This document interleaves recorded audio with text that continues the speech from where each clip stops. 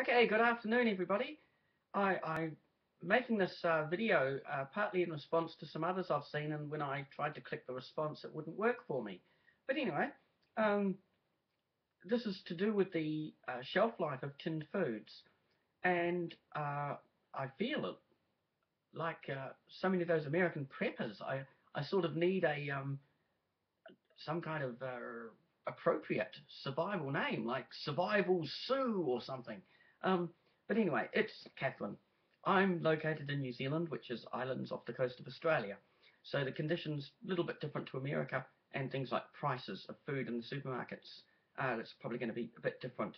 And also the various rules around food production and sale and that. There could be some different laws and different regulations that cover that. Now, someone actually mentioned about all of these expiry dates on canned foods, and I'd like to point out that, well, first of all, although New Zealand's a separate country, it generally has the same laws as Australia for most things. Um, and certainly on vegetables, there is no expiry date on tins. If you have like baked beans, this is sweet corn in a can, creamed corn in a can. This is a fruit salad, uh, so any fruit, peaches, pears, whatever.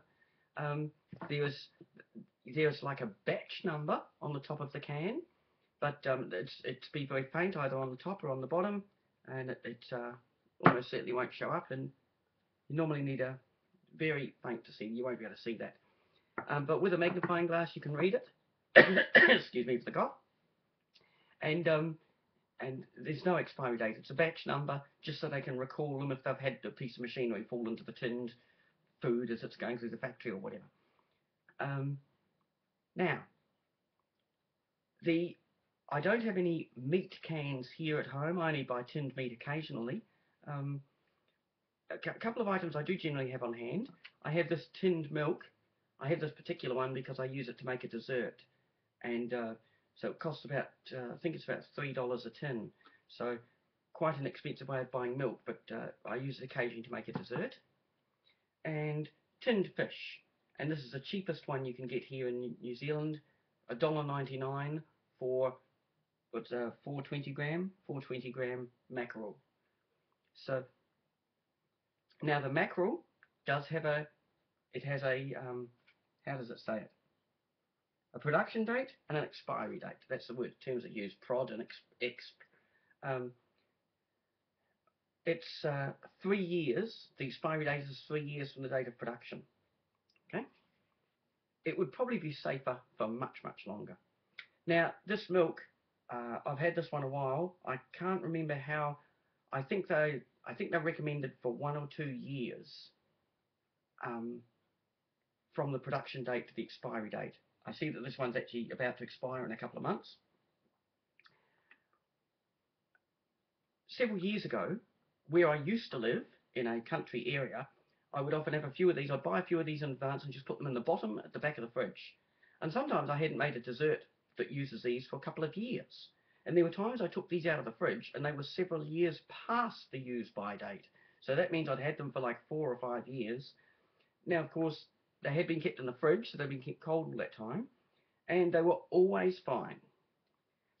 Um, Something that someone has pointed out with any can, if you obviously if you're buying them in the shop and you're intending to keep them, or as far as I'm concerned, if you're intending to take them home, I actually examine each can in the shop and don't take ones with dents. I leave them for the other idiot shoppers. They can buy them, eat them, get a tummy bug if they want, and spend 3 days on the toilet. So yeah, just if the can is undamaged, um, but it should keep. But if you come across a can and it's puffed up or distorted, um, then yes, don't eat the contents. Don't even bother opening it. And just when you store them yourself, be careful about dents, especially around where the seals are, where the where the where the joins are in the tin. A little wee dent in here, if you just went and there was a bit of a dent, not such an issue, unless it's the bit behind the seam. And you can't actually, with the label on most cans, you can't actually see exactly where the seam is. But the up and down scene, but certainly the try to avoid ones with dents. Now, although you couldn't call it a formalised long-term study, there have been times, for example, when they've gone to like Antarctica, the South Pole, and they've found supplies that were left there by some of the early explorers. So we're talking about 100 years ago. And when they've opened up the cans, they've found the meat inside perfectly edible. Now, of course, in this case, it was not just an undamaged can, still in a packing crate wrapped in canvas or whatever it might be, but of course it was actually frozen as well. But, that said, Antarctica gets up to, nice warm day, you get up to +4. So, Celsius, that is.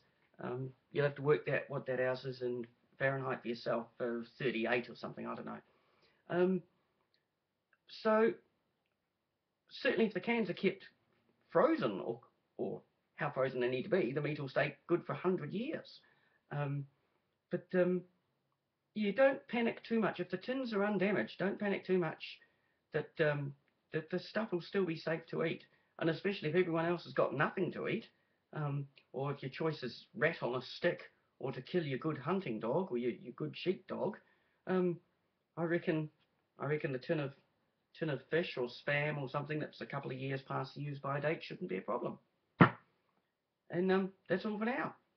See you later. Find the off button now.